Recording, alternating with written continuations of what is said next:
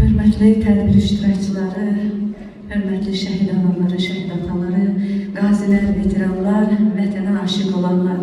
Bugün bildiyiniz kimi yiğit şəhidlərimizdən mən birinin adını bilib gəlirdim, amma bir Bəhmən qardaşımızın da şəhidliyin adına bağlı bir tədbirdir. Ruhu qarşısında baş əyirəm, bilsəydim onun da adına bir şiir yazardım, amma boynumu borcu olsun. Ve ben de burada yiğit şəhidimiz Quliyev Rəşad Rəşidovuna ithaf ettiğim şeirimle buradayım.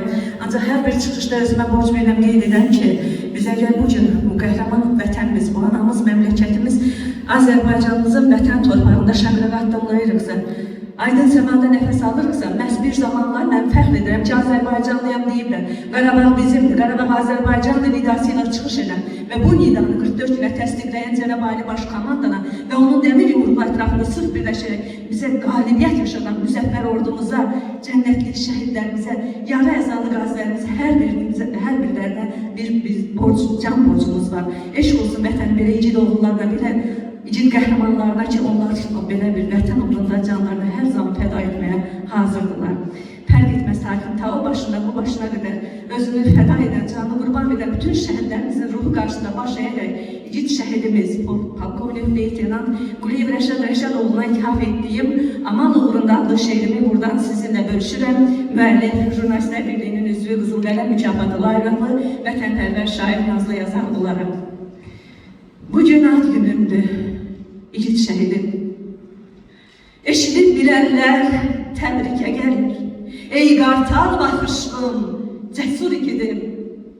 Məzarın önünə əhlilər gəlir. Yağı düşmən, soyqırın, Quba dağında, Şamaxı salyanda, Bakı bağında bu dərdi dərd edib bir zabit oldun, polkovnik, leytinant bu gənc çağında. Sən Quliyev Rəşad Rəşidoğlusan, bu elin, vətənin igid oğlusan, Hizuni Cəbrayıl, Xocaq, Xocavənd şahiddir, sən elin qəhrəmanısan. Sən dost, qardaş oldun igid əskərə, dedin sən igidsən, sinə gərərən, Qarabağ bizimdir, bunu bilirik, üç rəngli bayraqla önə gedirik. Vətən, torpaq, bayraq, aman uğrunda canı fəda etdin, sən şəhid oldun. O qızıl alqanla qələmə yazıb, sən tən vətən oldun, sən tarix oldun. Mətanət ana da sən fəxr edir. Şuşa şəhərində səndən bəhs edir. Oğlumun payı var zəfər çağında, qoy bülbüllər ötsün zəfər bağında. Afət xanımınla o dəryan incin, o şirin payların, o gül sevincin səni hər zaman var dövlət sanır. İgid nər atayla hey qürurlanır. Şəhid adı uca, məkanı cənnət. Nazlı yazar yazdı bu şeiri əlbət.